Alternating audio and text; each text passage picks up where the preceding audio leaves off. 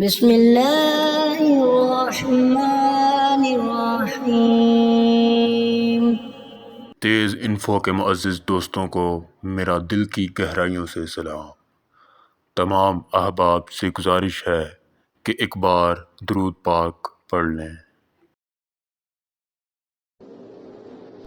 حضرت سیدنا ابراہیم بن ادم علیہ رحمہ کی خدمت میں ایک شخص حاضر ہوا اور عرض کی کہ عالی جاہ مجھ سے بہت گناہ سرزد ہوتے ہیں، آپ رحمت اللہ علیہ مجھے گناہوں کا علاج تجویز فرمائیے۔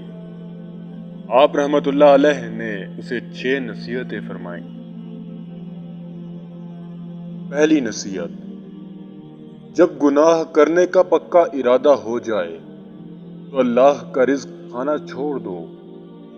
اس شخص نے حیرت سے عرض کیا، حضرت آپ کیسی نصیحت فرما رہے ہیں؟ یہ کیسے ہو سکتا ہے جبکہ رزاق وہی ہے، تو میں اس کی روزی چھوڑ کر بھلا کس کی کھاؤں گا؟ آپ رحمت اللہ علیہ نے ارشاد فرمایا، دیکھو کتنی بری بات ہے کہ جس پروردگار کی روزی کھاؤ اسی کی نافرمانی بھی کرتے رہو۔ دوسری نصیحت، جب بھی گناہ کا ارادہ ہو جائے تو اللہ کے ملک سے باہر نکل جاؤ۔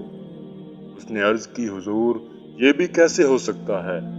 تمام مشرق و مغرب، شمال و جنوب، الغرض جدھر جاؤ ادھر اللہ ہی کا ملک ہے، اللہ کے ملک سے باہر نکلنے کی کوئی صورت ہی نہیں۔ آپ رحمت اللہ علیہ نے ارشاد فرمایا، دیکھو کتنی بری بات ہے کہ اللہ کے ملک میں بھی رہو اور پھر اس کی نافرمانی بھی کرتے رہو۔ تیسری نصیحت، آپ رحمت اللہ علیہ نے ارشاد فرمایا، جب پختہ ارادہ ہو جائے کہ بس اب گناہ کر ہی ڈالنا ہے تو کر لو، لیکن اپنے آپ کو اتنا چھپا لو کہ اللہ مجھے دیکھ نہ سکے۔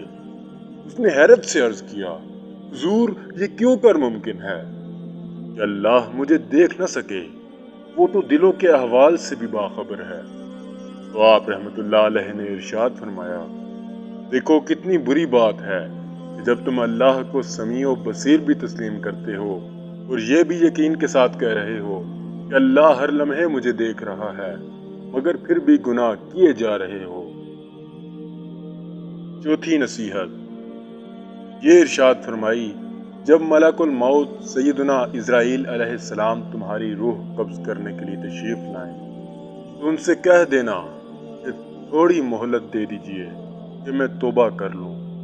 اس شخص نے عرض کی، حضور میری کیا اوقات اور میری سنے گا کون؟ موت کا وقت مقرر ہے اور مجھے ایک لمحہ بھی مہلت نہیں مل سکے گی، فوراً میری روح قبض کر لی جائے گی۔ آپ رحمت اللہ علیہ نے فرمایا، جب تم یہ جانتے ہو کہ میں بے اختیار ہوں اور توبہ کی مہلت حاصل نہیں کر سکتا، تو فی الحال جو وقت تمہارے پاس ہے اسی کو غنیمت جانتے ہوئے ملک الموت سیدنا عزرائیل علیہ السلام کی تشریف آوری سے پہلے توبہ کر لو۔ پھر آپ رحمت اللہ علیہ نے 5ویں نصیحت فرمائی، جب تمہاری موت واقع ہو جائے اور قبر میں منکر نکیر تشریف لے آئیں تو ان کو قبر سے ہٹا دینا۔ اس نے عرض کی، عالی جاہ یہ کیا فرما رہے ہیں؟ میں انہیں کیسے ہٹا سکوں گا؟ مجھ میں اتنی طاقت کہاں؟ آپ رحمت اللہ علیہ نے ارشاد فرمایا، جب تم نکیرین کو نہیں ہٹا سکتے تو ان کے سوالات کے جوابات دینے کی تیاری ابھی سے کیوں نہیں کرتے؟